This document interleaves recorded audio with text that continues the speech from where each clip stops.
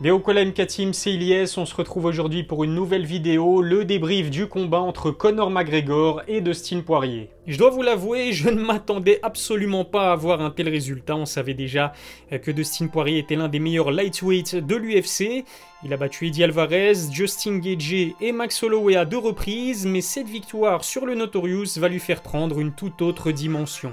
Ce rematch, c'était surtout l'occasion pour Dustin de venger sa défaite au premier combat. En 2014, il avait fallu moins de 2 minutes à Conor pour l'emporter sur KO. L'Irlandais avait la sensation qu'il pouvait y arriver encore plus vite cette fois-ci, ça n'a pas été le cas. Comme à son habitude, le Notorious a entamé le combat avec beaucoup d'agressivité. Il était même pressé d'en découdre à tel point qu'il s'est rué sur Dustin avant même que l'arbitre ne donne l'engagement. Une indication claire que Conor était là pour mettre la pression d'entrée de jeu. Les premiers instants du combat ont clairement donné le ton. Comme à son habitude, McGregor a occupé le centre de l'octogone, forçant Dustin à le contourner presque dos contre la cage. Mais le game plan de l'Américain était clair, utiliser les leg kicks et tenter le takedown. Il n'a fallu que 30 secondes pour que Dustin envoie McGregor au sol, surpris par un overhand. Le Notorious ne s'attendait pas à une tentative de takedown. Dans ma précédente vidéo, je vous ai parlé des takedown defense de Conor qui sont généralement très sous-estimés, et j'ai donc été surpris par la facilité avec laquelle Dustin a réussi son amener au sol.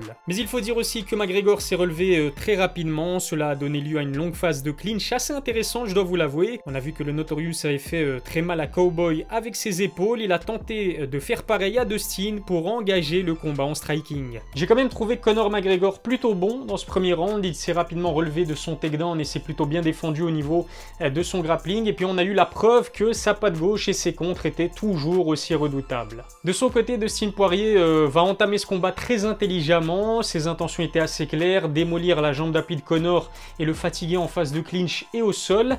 Une stratégie qui va finir par s'avérer payante dès le second round. Ce sont les leg kicks vicieux de Dustin qui vont lui faire gagner ce rematch. Je vous en ai d'ailleurs parlé dans ma précédente vidéo. Il les avait déjà utilisés lors du premier combat. Après avoir encaissé plusieurs coups, la jambe de Conor va finir par lâcher. La douleur va pousser McGregor à se montrer de moins en moins agressif. Dustin va récolter les fruits de son travail de sape. Voyant Conor ralentir, l'Américain va faire parler son anglaise. Son volume et ses combinaisons vont finir par mettre McGregor au tapis. Poirier avait battu Eddie Alvarez et Justin Gaethje de la même façon. Il s'offre aujourd'hui le scalp de l'un des meilleurs strikers de l'UFC. Pour la première fois de sa carrière, Conor McGregor a donc été mis KO à l'UFC. La pilule risque d'être difficile à avaler pour celui qui avait promis une véritable masterclass.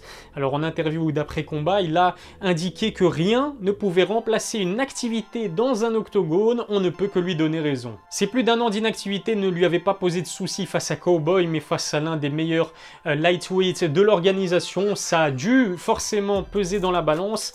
Bon après, ça n'est pas une excuse. Si Conor a perdu, c'est avant tout parce qu'il s'est retrouvé face à un combattant intelligent et surtout très bien préparé. L'American Top Team où s'entraîne Poirier a encore prouvé qu'elle fait partie des meilleures équipes de l'UFC. L'entraîneur Mike Brown a fourni un game plan parfait à son combattant. Dustin a su tirer les leçons de sa première défaite contre le Notorious et s'est montré plus serein dans ce rematch. Alors que l'on soit clair, oui, Conor McGregor a perdu et c'est totalement mérité, mais de là à dire que le Notorious est complètement terminé, là je ne suis pas d'accord. Il a montré que sa puissance et ses contres supersoniques étaient toujours aussi dangereux. Le souci avec certains fans de sport, c'est qu'ils ont la mémoire très courte. En revanche, on peut clairement dire que cette défaite va lui faire beaucoup de mal. Personnellement, de mémoire, je n'avais jamais vu Conor McGregor se montrer aussi vulnérable face au kick.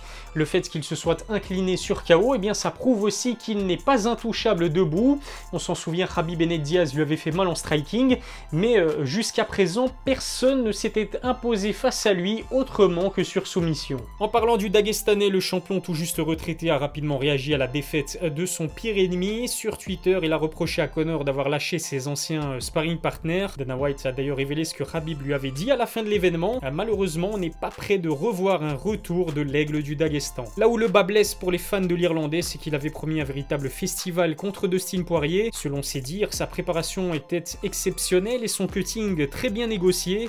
Il semblait être en forme physiquement et mentalement. Conor a d'ailleurs fait un don généreux à l'association de son adversaire. Depuis 2018, McGregor n'a combattu qu'à 3 reprises à l'UFC pour un bilan de 2 défaites pour une victoire. Il n'a passé que 40 secondes dans un octogone depuis 2020. Il avait annoncé qu'on le reverrait plus d'une fois en 2021. Il l'a d'ailleurs confirmé en interview d'après-combat. Quel que soit l'adversaire, il va falloir que Conor se montre beaucoup plus actif à l'UFC. S'il veut remettre la main sur une ceinture, il n'a pas le choix. La catégorie des lightweights est la plus compétitive au monde, tous sports de combat confondus. McGregor va avoir du pain sur la planche. Reste à savoir maintenant qui le Notorious va devoir se farcir au prochain combat. D'après les rumeurs, eh bien c'est une trilogie qui serait au menu de Conor McGregor, soit face à Nate Diaz, soit face à Dustin Poirier. Dites-moi quel combat vous préférez en commentaire. En tout cas, chapeau bas à Dustin Poirier qui a donné tort à des millions d'amateurs de MMA, il n'y a pas que moi, qui le voyait perdre sur KO face à McGregor. Je l'ai trouvé solide, intelligent et très discipliné. Il a respecté sa stratégie à la lettre, sa victoire est totalement méritée. Tombeur d'Alvarez, de Gaethje, de Max Holloway et maintenant de McGregor, Dustin mérite plus que quiconque le title shot. Dana White l'avait promis, le vainqueur de ce combat aura droit de disputer le titre la prochaine fois. À part Khabib, je ne vois personne l'empêcher de mettre enfin la main sur la ceinture. L'autre combat qui a retenu mon attention, c'est bien évidemment le co-main event. Michael Chandler faisait donc ses débuts à l'UFC après avoir passé de très belles années au Bellator et le moins que l'on puisse dire, c'est qu'il a parfaitement négocié sa première sortie. Une droite au corps, un overhand au visage et bonne nuit Dan Hooker. Michael Chandler a montré qu'il était bien plus qu'un lutteur. Le néo-zélandais a mis beaucoup de temps à rentrer dans son combat. Chandler ne lui a pas laissé l'occasion de le faire en l'emportant sur KO dès le premier round. Michael Chandler a prouvé qu'il avait totalement sa place chez les lightweights à l'UFC. J'aimerais personnellement le voir face à Justin Gaethje pour son prochain combat. L'UFC 257 a en tout cas apporté son lot de surprises puisqu'Amanda Ribas s'est elle aussi inclinée sur KO face à Marina Rodriguez. Et puis je ne pouvais pas finir cette vidéo sans parler de l'exclusion définitive d'Othman Azaitar. Le Marocain a gravement violé le protocole sanitaire mis en place par l'UFC. Il aurait dû combattre en main card du premier événement pay-per-view de l'année. Je suis vraiment très déçu de voir un télésport africain mettre sa carrière en danger aussi bêtement. Abonnez-vous à ma chaîne YouTube, lâchez un petit pouce bleu si cette vidéo vous a plu et n'hésitez pas à me suivre sur Twitter et Instagram. On vient d'ailleurs de dépasser les 10 000 abonnés sur Twitter. Merci à toutes et à tous. Je vous souhaite en tout cas une excellente semaine. On a passé vraiment une très belle nuit grâce à cette UFC 257. On se dit rendez-vous dimanche prochain pour une nouvelle vidéo. D'ici là, prenez soin de vous.